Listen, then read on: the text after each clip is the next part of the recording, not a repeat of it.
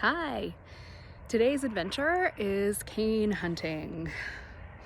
I am heading down to a little secret spot close to where my parents live, where there's a creek and there's a lot of cane that's growing on the side of the road. So I'm going to harvest it and see if I can make some reeds out of it in a while. So we make cane from arundo donax, which is a member of the grass family.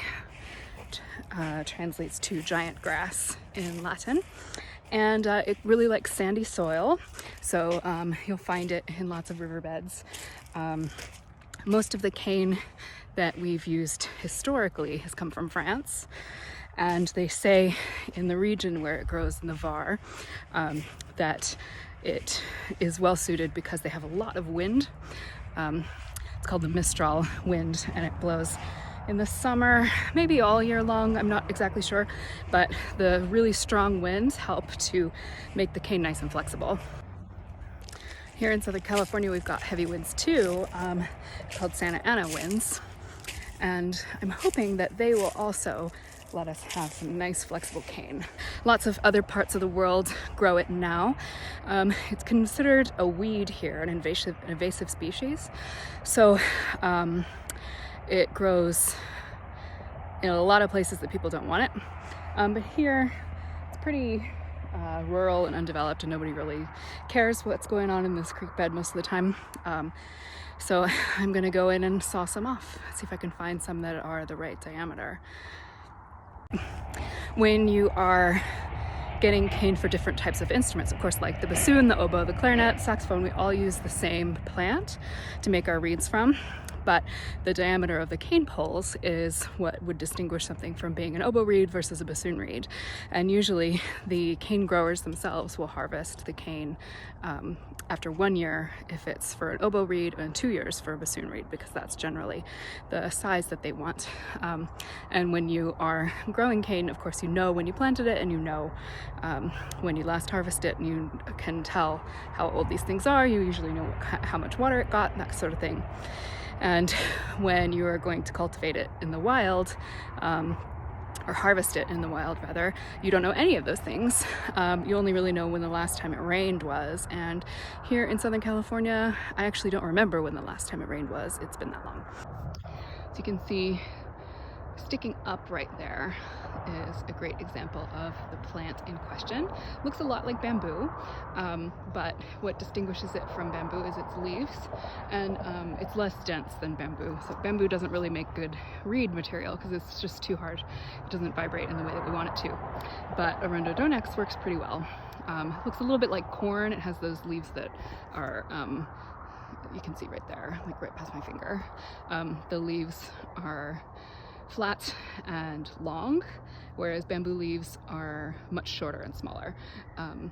So yeah, if you are faced with a plant that looks like that and you're not sure, check out the leaves. So I found another nice big stand of cane. There's lots of green parts, the leaves are kind of dried out. You can see in the back there's some dead parts, but I'll be avoiding those. You want to look for pieces that are of good thickness, of course. So I've got my calipers to measure them and my hacksaw to cut them, and I've already cut down a few pieces. They're very long, and you can see that they get more narrow as they get taller, so I'll just cut off the parts that I want to keep and leave the rest behind for nature to decompose. So yeah, when you're looking at the cane itself, you really want to avoid stuff that's super bent, like this one, or its neighbor, this guy. So yeah, obviously a natural material is not going to grow completely perfectly straight, and when we make reeds, we have to do our best by choosing the straightest parts that we can and living with the parts that are not straight.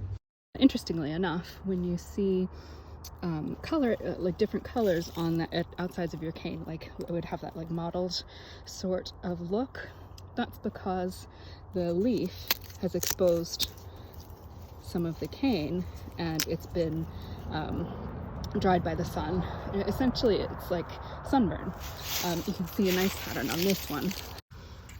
So I thought this was super interesting. Here's a piece that kind of split open as I was cutting it down, and you can see just how green the cane is. So over the months of drying, hopefully this will turn to a nice yellow color. But what I am worried about is that maybe it's a little bit too late in the year, and this is actually sap from the plant starting to come back after its dormant period. It's January here in California, and my teacher always said that you have to wait until January or February, but not before, or not after the rain comes. So it's gonna rain today, I think. And that's why I'm down here today, making sure that the plant is still dormant. So this is from a different stand of cane, and you can see that there's a lot of new growth. There's fresh leaves and fresh little stalks coming out. So this plant is no longer dormant, and I don't want it. I ended up with about 15 poles and varying lengths. I estimate, if this cane is any good, that I won't need to buy any cane all year long. But who knows if it's any good, because it has been growing randomly in a riverbed with not a consistent amount of water. So we'll see. Watch this space.